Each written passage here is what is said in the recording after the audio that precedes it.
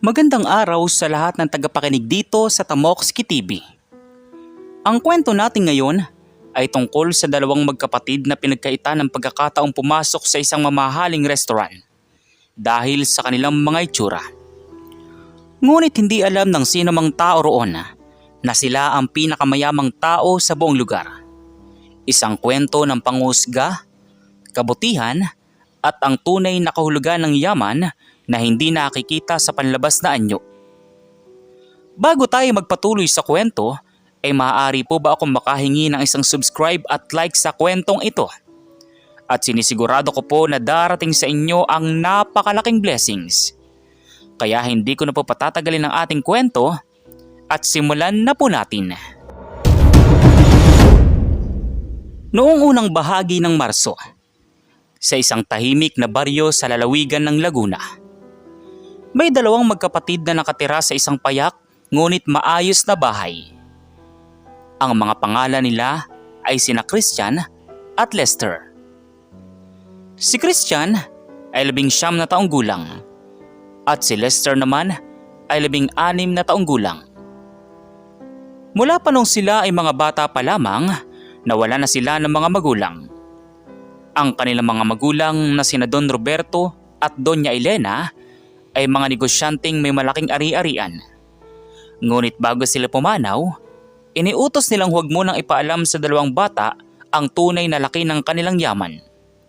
Ipinagkatiwala sila sa pangangalaga ni Angelo, isang matandang kaibigan ng pamilya na nagsilbing ama at tagapag-alaga sa kanila. Mga anak, bukas ay petsa ng pagtatapos ni Christian sa kolehiyo. Gusto niyo bang ipagdiwang natin sa isang lugar na espesyal? Tanong ni Angelo habang inaayos ang mesa sa labas ng bahay habang kinakausap ang dalawang bata. Talaga po, Tito Angelo. Gusto ko sanang kumain ng masasarap na pagkain. Yung parang sa mga pelikula na may malalaking plato at magagarang pinggan. Sabi naman ni Lester. Huwag kang makulit, bunso. Basta okay lang kung kasama natin si Tito Angelo. Kahit sa korinderya pa tayo kumain masaya na ako. Sabi naman ni Christian. Ngunit si Angelo ay determinadong bigyan ng espesyal na pagdiriwang si Christian. Alam niya na ang dalawang bata ay lumaki nang hindi alam ang kanilang tunay na katayuan sa buhay. Pinili nilang mamuhay ng simple. Nagsusuot sila ng mga damit na binibili sa mga ukay-ukay o murang tindahan at naglalakad sila papunta sa paaralan. At tumutulong pa sila sa mga kapitbahay na magtanim ng gulay sa kanilang bakuran. Para sa kanila, ang yaman ay nasa pagkakaroon ng taong nagmamahal sa kanila at sa pagkakataong makatulong sa iba. Hindi na tayo pupunta sa karinderya, anak. May alam ako magandang restaurant sa Maynila. Ang La Casa de Oro. Isang 5-star na lugar na kilala sa kanilang masasarap na pagkain at magandang serbisyo. Sasakay tayo ng kotse bukas, ng umaga. 5-star po, Tito. Baka hindi po tayo makapasok doon. Tingnan nyo naman po ang suot namin. Mga lumang pantalon at t-shirt lang ito. Tama po si Lester, Tito. Baka isipin ng mga tao ron na hindi tayo karapat-dapat na pumasok doon. Baka itabay tayo tulad ng nangyari nung isang beses sa mall. Nang isipin ng gwardya na magnanakaw tayo dahil sa ating damit. Hindi naging lihim sa kanila na minsan silang pinagtanaw ng masamang tingin dahil sa kanilang mga damit. Ngunit si Angelo ay hindi nagpatinag.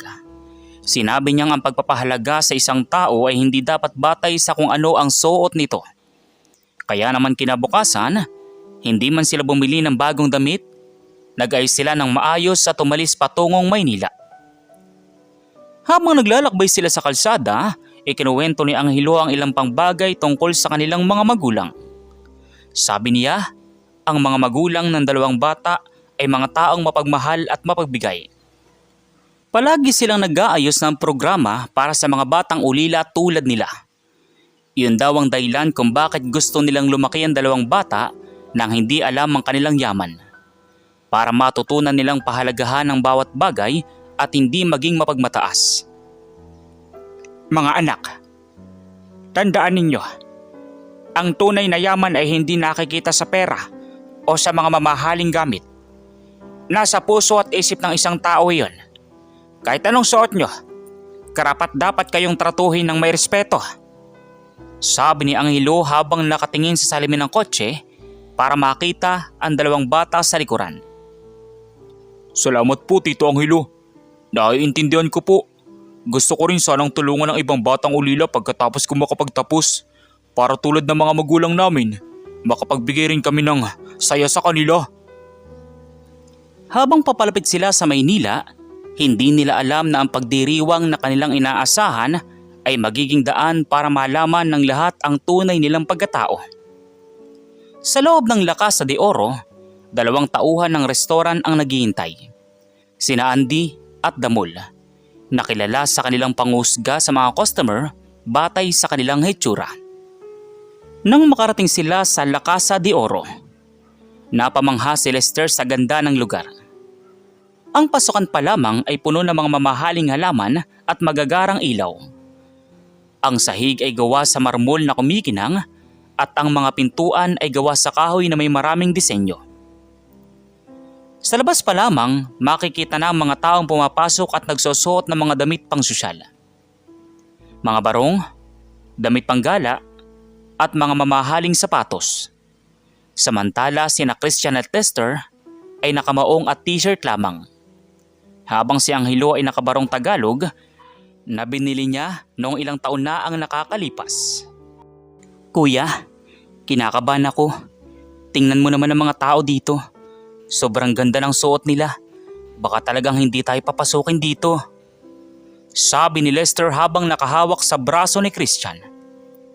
Huwag ka matakot bunso. Sinabi ni Tito Angelo na hindi tayo dapat mahiya sa kung ano tayo. Basta tayo ay maayos na tao, wala tayong dapat ikatakot. Lumapit sila sa counter ng reception kung saan nakatayo si Andy. Isang batang lalaki na naka-uniforme ng restaurant at mukhang mayabang. Agad na tumingin si Andy sa kanila ng masama. Tinitignan mula ulo hanggang paa ang kanilang mga damit. Mga sir, nagkakamali ba kayo ng lugar? Ito po ay La Casa de Oro. Hindi po ito karinderya o kantina pwede kayong pumasok kahit anong suot nyo. Sabi ni Andy. Oo nga po sir. Tingnan nyo naman po ang mga damit ninyo. Parang gusgusin at marumi pa. Baka makasira kayo ng imahe ng restoran namin. Marami mga importante at mayayamang tao dito. Baka masamain pa nila kung makikita kayo nandito. Sabi naman ni Damul. Hindi naman kami marami kuya. Nagbihis po kami na maayos bago kami pumunta rito. Gusto lang po namin magdiwang dahil graduation po ngayon ng kuya ko. Nagbayad po kami ng reservation kahapon sa pamamagitan ni Tito Angelo. Tingnan niyo naman po ang resibo na hawak namin. Inabot ni Christian ang resibo kay Andy. Ngunit binaliwala lamang ito ni Andy at ibinaba ang kamay niya. Sabi ni Andy na baka peking resibo lang iyon o baka naman napagkamalan nila ang ibang restaurant. Sa tabi-tabi, naririnig na ng ibang customer ang usapan at nagsisimula na silang tumingin sa direksyon ng mga bata. Ang ilan ay tumatawa rin, habang ang iba naman ay mukhang nalulungkot para sa kanila. Hindi talaga sila bagay dito no? Baka dapat silang umuwi na lang at maghanap ng lugar na angkop sa kanila. Sabi ng isang customer. Hindi naman tama na tratuin sila ng ganyan. Basta maayos naman sila at hindi sila nakakasakit ng sinuman. Dapat silang payagan na pumasok. Nakasimangot naman na sabi ng pangalawang customer. Si Angelo naman ay tahimik lamang ngunit makikita sa kanyang mukha ang galit. Ngunit pinili niyang huwag magalit agad at kausapin pa rin ng maayos ang 2 tauhan. Mangyari po, mga kapatid, ang mga bata na ito ay karapat-dapat na tratuhin ng may respeto. Bumili kami ng reservation para sa kanilang pagdiriwang. At hindi naman po kasalanan na hindi kami nagsusuot ng mamahaling damit. Ang yaman ng isang tao ay hindi nakikita sa panlabas na anyo. Dahil doon ay tumaas ang kilay ni Andy. Hindi po ba kayo nakakaintindi sir? Hindi po namin kayo mapapayagang pumasok dito dahil baka makasira kayo ng tingin ng ibang customer namin. Marami po kami mga VIP dito, mga negosyante, artista at mga politiko Hindi po sila makakapag-enjoy kung may mga katulad ninyong nandito. Baka naman po kayo mga magnanakaw o taong gustong manggulo dito. Mas mabuting umuwi na lang kayo bago pa kami tumawag ng pulis. Singit naman ni Damol. Sa puntong iyon, napaiyak na si Lester habang yakap-yakap si Christian. Si Christian naman ay galit na at gustong sumagot. Ngunit hinawakan siya ni Angelo sa balikat para pigilan. Sabi ni Angelo na hindi na kailangang ipagpatuloy pa ang usapan. Mas mabuting umalis na lamang sila at hanapin ang ibang lugar para magdiwang. Ngunit bago sila makalabas ng restaurant, may isang lalaking nakasuot ng mamahaling barong at may kasamang babae ang lumapit sa kanila. Siya ay si Don Miguel, ang may-ari ng La Casa de Oro. Anong nangyayari dito? Bakit nandito ang ingay? At bakit parang pinagtatabuyan ninyo ang mga bisita natin? Tanong ni Don Miguel at napatingin ang lahat. Boss, pasensya na po. Ito po kasi mga tao na ito mukhang hindi karapat-dapat na pumasok dito. Mangugusgusin po ang suot at baka makasira po ng imahe ng restoran natin. Ngunit bago pa makapagsalita si Don Miguel, may isa pang tao ang pumasok sa restaurant. Si Mr. Carlos, ang tagapamahala ng kumpanyang nagmamay-ari ng lupa kung saan itinayo ang La Casa de Oro. Nakita niya agad sina Angelo at ang dalawang bata at agad na lumapit sa kanila. Si Mr. Carlos ay isang matandang lalaki na kilala bilang isa sa mga pinakamahalagang tao sa mundo ng negosyo sa Pilipinas. Kapag siya ay dumadating sa isang lugar, lahat ay nagbibigay daan sa kanya.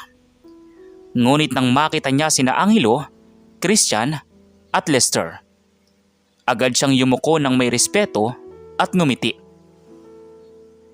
Sir Angela at mga young master na sina Christian at Lester, hindi ko po inakalang makikita ko kayo dito. Paano po kayo naparito? Tanong ni Mr. Carlos. May malaking ngiti sa kanya muka. Ang lahat ng tao sa restaurant ay napasilip sa kanila. Lalo na sina Andy, Damol at Don Miguel.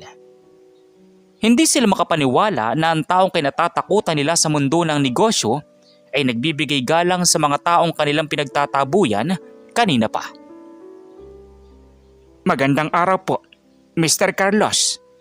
Nagpasya po kaming dito magdiwang dahil ngayon po ang graduation ni Christian. Hindi po namin inakalang makikita ka rito. Sabi ni Angelo at yumuko rin kay Mr. Carlos. Huwag po ninyong sabihin ganoon, Sir Angelo. Kayong lahat ay mahalaga sa amin. Alam niyo naman po na ang kumpanya ko ay may utang na loob sa mga magulang ni na Christian at Lester. Sila po ang nagbigay ng puhunan noong paumpisa pa lamang ako sa negosyo. Wala po akong magagawa kung hindi sila pasalamatan at igalang. Sabi ni Mr. Carlos at hinawakan ang kamay ni Angelo. Nang marinig ito ni Don Miguel, napahiyang napahawak siya sa kanyang dibdib. Si Andy at Damol naman ay nanlaki ang mga mata at nanginginig na. Hindi nila alam kung ano ang gagawin o sasabihin. Ang ibang customer sa restaurant ay tahimik na lamang at nakikinig sa usapan. Hindi makapaniwala sa mga naririnig nila. Mga binata, pasensya na po kayo. Hindi po namin alam na kayo pala mga anak ni na Don Roberto at Doña Elena. Wala po kaming ibang ibig sabihin kundi mapangalagaan ang imahe ng aming restaurant.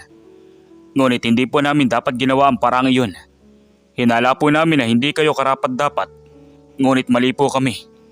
Pasensya na po. Paghingi ng pasensya ni Don Miguel. Pasensya na po mga sir. Hindi po namin sinasadya na husgan kayo batay sa inyong mga damit. Akala po namin mga simpleng tao lang kayo. Ngunit hindi po namin alam na mas mayaman pa kayo sa lahat ng narito. Maluwaluwang sabi naman ni Andy. Oo po. Pasensya na po. Natutunan na po namin ang aral.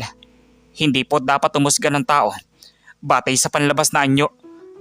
Pasensya na po talaga. Sabi naman ni Damol. Wala na pong problema kuya. Naintindihan namin na baka natakot kayo. na makasira ng imaya ang inyong restoran.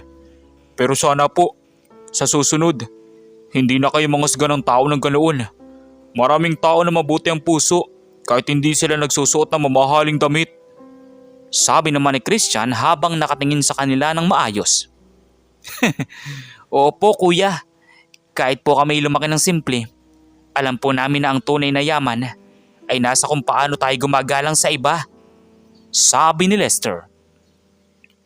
Si Mr. Carlos naman ay nagbigay ng payo kay Don Miguel at sa mga tauhan ng restoran. Sabi niya na dapat silang maging mas maingat sa pagtrato sa lahat ng tao. Dahil hindi natin alam kung sino sila at ano ang kanilang mga kwento. Sinabi rin niya na ang La Casa de Oro ay dapat na lugar na bukas sa lahat, hindi lamang sa mga taong may pera o mga VIP. Mga kaibigan, narito tayo ngayon para matuto ng aral. Ang mga batang ito na sina Christian ay nagtapos ngayon sa kolehiyo. At siya at ang kanyang kapatid na si Lester ay mga huwarang bata na lumaki nang hindi alam ang kanilang yaman. Ang kanilang mga magulang ay mga taong mapagmahal na gustong turuan silang pahalagahan ang bawat bagay. Hindi po tayo dapat umuhusga ng tao batay sa kung ano ang suot nila o kung gaano sila kayaman. Dapat po nating tingnan ang kanilang puso. Sabi ni Mr. Carlos habang nakatingin sa lahat ng customer. Totoo po ang sinasabi ni Mr. Carlos. Nagsisisi po ako sa lahat ng nagawa namin pagkakamali. Mula ngayon, ipinag-uutos ko po sa lahat ng tauhan ng La Casa de Oro na tratuhin ng lahat ng customer ng may respeto, ano man ang kanilang itsura o katayuan sa buhay. Bilang pamanhin namin, handa po kaming ibigay ang lahat ng pagkain na inorder ninyo ng libre. At lalo na po sa pamilya ni na Christian at Lester. Handa po kami magluto ng espesyal na pagkain para sa kanilang pagdiriwang. Sabi naman ni Don Miguel. Ang lahat ng customer ay pumalakpak sa sinabi ni Don Miguel. Sina Andy at Damul naman ay lumapit muli kay Christian at Lester para humingi ng tawad muli at binigyan sila ng pagkakataong magbago. Si Angelo naman ay ngumiti ng malaki. Masaya siyang nakita na natutunan ng mga tao ang aral na dapat ay natututunan nila noon pa man. Habang inihahanda na ng mga kusinero ang espesyal na pagkain para sa kanila, kinausap ni Christian si Andy at Damol. Sabi niya na hindi na kailangan mag-alala pa sila dahil pinapatawad na sila ng kanyang kapatid at ng tito Angelo nila. Sinabi rin niya na handa silang tumulong kung may kailangan pa sila sa hinaharap. Kuya, hindi na po kayo dapat mag-isip ng kung ano pa.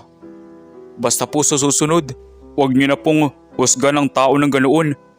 Kung mayroon po kayong problema o kailangan ng tulong, huwag po kayong mayang sabihin sa amin. Gusto po naming tulungan ng iba, tulad ng ginawa ng mga magulang namin. Sabi ni Christian habang nakatingin kay Andy at Damol. Salamat po sir. Hindi po namin makakalimutan ang aral na ibinigay niyo sa amin ngayon. Mula ngayon, tsak po kaming magiging mabuting tao at magiging marespeto sa lahat. Tumatawa nang may kalungkutan na sabi ni Auntie.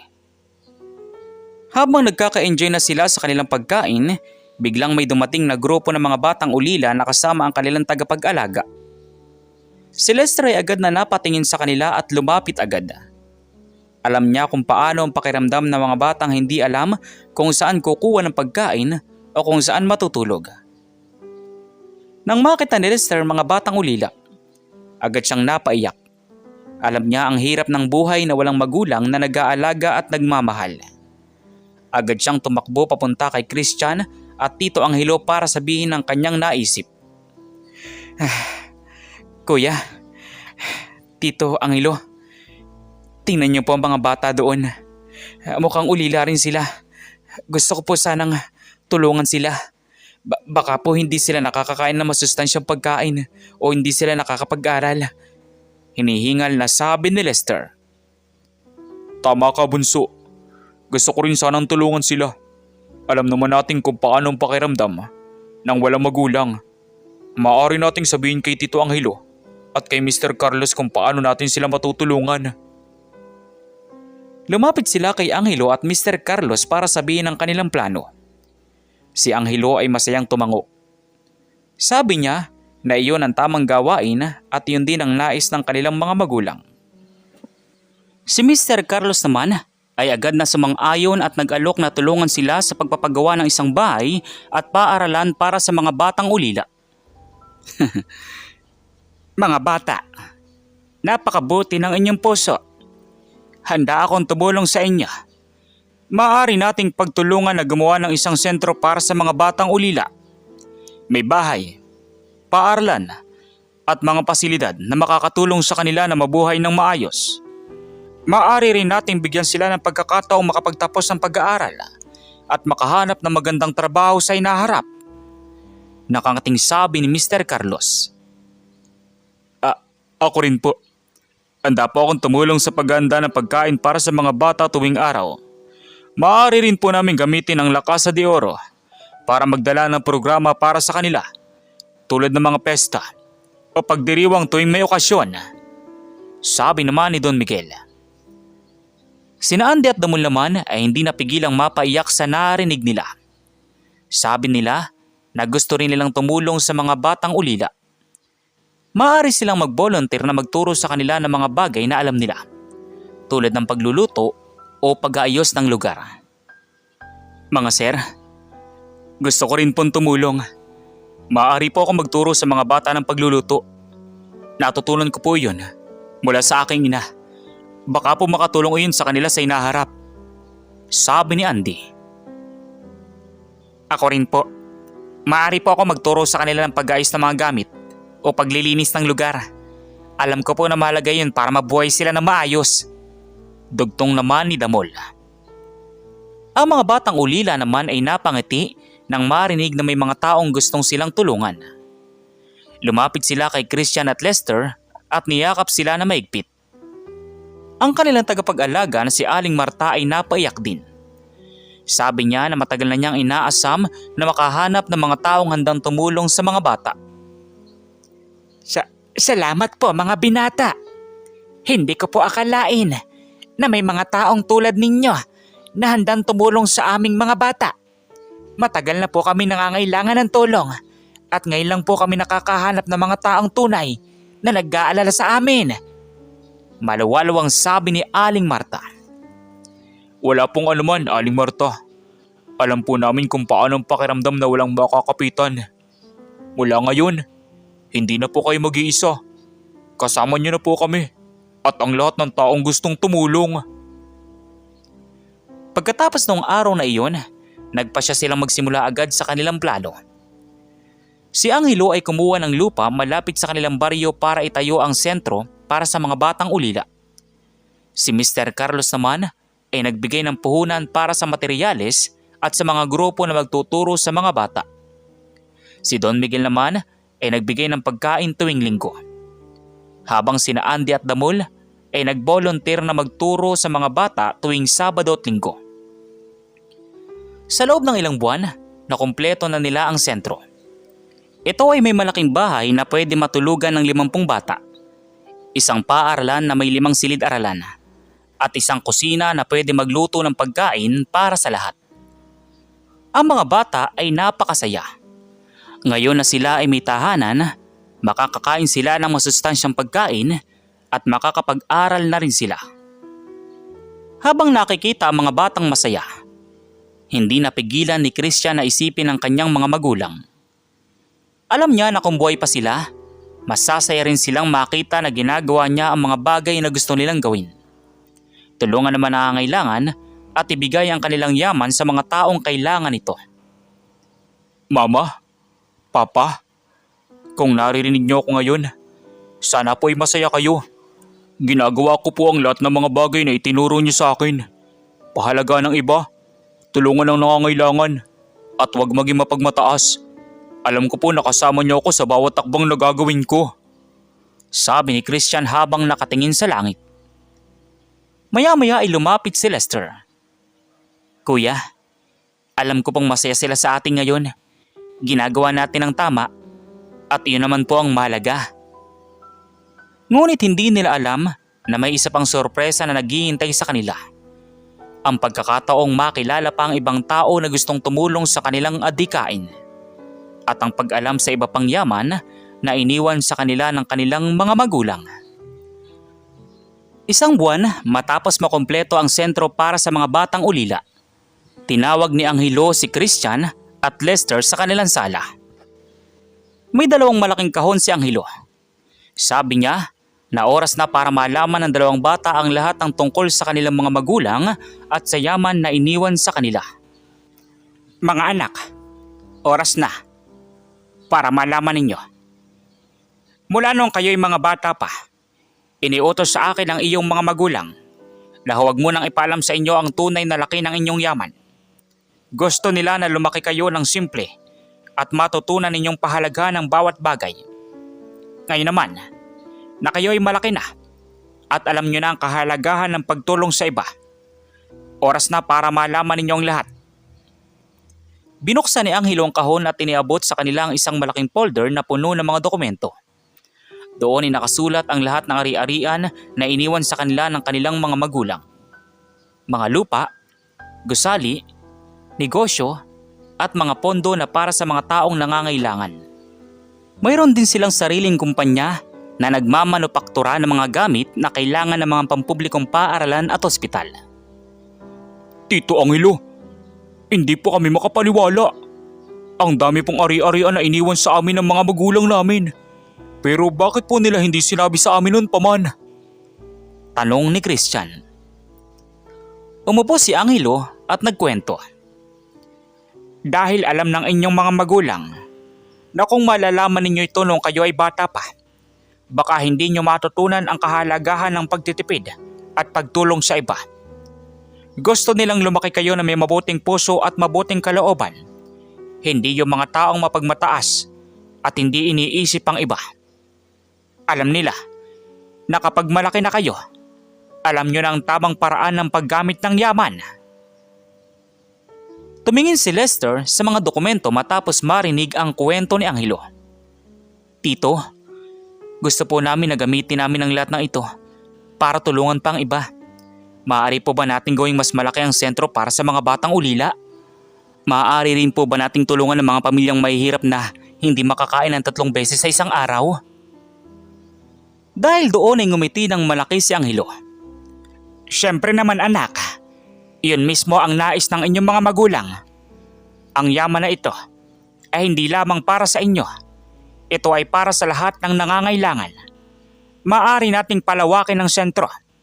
Magtayo pa ng mga pabahay para sa mga mahihirap at magbigay ng mga scholarship para sa mga batang gustong makapag-aral, ngunit walang pera. Mula noon, sinimula ni Christian at Lester na ipatupad ang kanilang mga plano. Hinirang nila si Angelo bilang pangulo ng kanilang pagkatulong sa organisasyon na pinangalanang Tulong ng Magulang Foundation. Si Mr. Carlos naman ay naging isa sa mga pangunahing tagapagtaguyod nito, habang si Don Miguel naman ay nag-alok na gamitin ang La Casa de Oro bilang lugar para sa mga pagtitipon at fundraising ng organisasyon. Sina Andy at Damon naman ay hindi na nagtrabaho bilang tauhan ng restoran. Sa halip, sila na ngayon ang mga pangunahing coordinator ng mga programa ng foundation. Si Andy ay namamahala sa paghahatid ng pagkain sa mga pamilyang mahihirap, habang si Damol ay namamahala sa pag-aayos ng mga bahay at pasilidad na itinatayo para sa mga nangangailangan. Hindi ko po inakalang makakagawa ako ng ganitong bagay. Noong una, inusgan ko pa ang mga tao batay sa kanilang itsura. Ngayon, narito ako at nakakatulong sa kanila. Salamat kina Christian at Lester dahil binigyan nila ako ng pagkakataong magbago. Sabi ni Andy habang naghahatid ng mga dilatang pagkain. Dati, iniisip ko na ang yaman ay nasa pera at mga mamahaling gamit. Ngayon alam ko na ang tunay na yaman ay nasa kasiyahan na nararamdaman mo kapag nakakatulong ka sa iba. Sabi naman ni Damol habang inaayos ang bubong ng isang bahay. Sa loob ng 1 taon, ang Tulong ng Magulang Foundation ay nakatulong sa libu-libong pamilya sa buong bansa. Nagtayo sila ng 5 sentro para sa mga batang ulila, 10 pabahay para sa mga mahihirap, at binigyan ng scholarship ang daan-daang estudyante. Ang lahat ng ito ay posible. Hindi lamang dahil sa yaman na iniwan sa kanila ng kanilang mga magulang, kundi dahil sa kanilang pusong handang tumulong at sa suporta ng mga taong naniniwala sa kanilang adhikain. Isang araw, bago magsimula ang isang malaking programa ng foundation para sa mga biktima ng bagyo, tinawagan sina Christian at Lester ng isang lihim na tauhan ng kanilang mga magulang. Sinabi nito na may isa pang bagay na kailangan nilang malaman. Ang kanilang mga magulang ay mayroon pang isang lihim na ari-arian na mas malaki pa kaysa sa lahat ng kanilang nakita noon. Ito ay isang malaking lupain sa probinsya na may mga taniman ng prutas at gulay at isang pabrika na gumagawa ng mga produktong maaaring ibigay sa mga nangangailangan. Mga young master, ito po ang huling ari-arian na iniwan sa inyo ng inyong mga magulang. Sinabi po nila, inaibigay ito sa inyo kapag makita nila na handa na kayong gamitin ang lahat ng yaman para sa ikabubuti ng iba. Sabi rin po nila na hindi nyo kailangang itago ang inyong katayuan. Ngunit sana po, patuloy nyong tatandaan na ang tunay na yaman ay nasa puso ng isang tao. Sabi ng lihim na tauhan at inilapag ang isang bagong set ng dokumento. Salamat po. Hawakan po namin ito ng may responsibilidad. Patuloy po kami magtutulungan at gagamitin ang lahat ng ito para tulungan pa ang mga nangangailangan. Iyan po ang pinakamagandang paraan para ipagpasalamat namin ang mga magulang namin, sabi ni Christian. At hindi po namin makakalimutan ang aral na natutunan namin noong unang pumunta kami sa La Casa de Oro, na hindi dapat husgahan ng isang tao batay sa kanilang itsura o katayuan sa buhay. Ang lahat ng tao ay karapat-dapat ng pagmamahal at respeto, sabi naman ni Lester. Pagkatapos ng programang iyon, nagpasya silang magtayo ng isang malaking paaralan sa lupain na iniwan sa kanila ng kanilang mga magulang. Ang paaralang ito ay bukas sa lahat ng bata, mahirap man o mayaman. Sinimulan nilang turuan ng mga estudyante hindi lamang ng mga akademikong asignatura, kundi pati na rin ng mga aral tungkol sa kabutihan, pagtulong sa iba at pagpapahalaga sa lahat ng bagay na mayroon sila. Isang gabi, habang nakatingin sila sa mga bata nag-aaral sa kanilang paaralan, kinausap ni Christian si Lester. Bunso, masaya ka ba sa ginagawa natin? Oo naman kuya, hindi ko po may paparating kung gaano ako kasaya. Alam ko pong masaya rin ang mga magulang natin sa langit ngayon.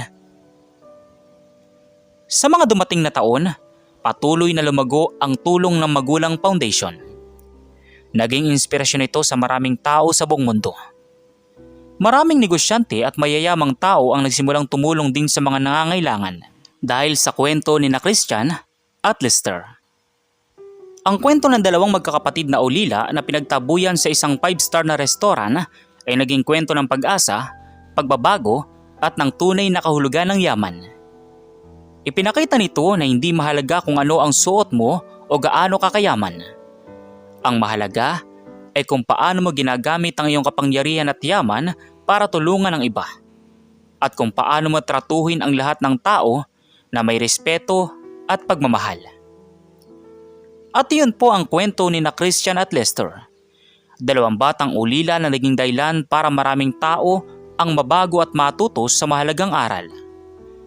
Maaring marami pa tayong makikita sa buhay na may mga taong gustong husgahan tayo batay sa ating itsura o katayuan.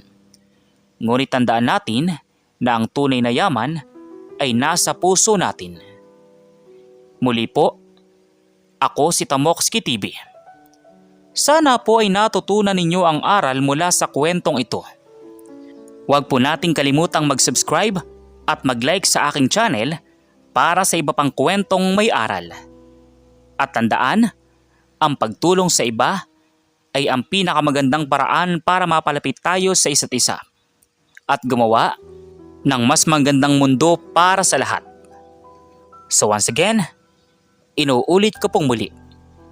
Ako po si Tamokski TV. Kita-kita po tayong muli sa mga susunod pa nating maraming mga kwento. Thank you and God bless you all. Peace out.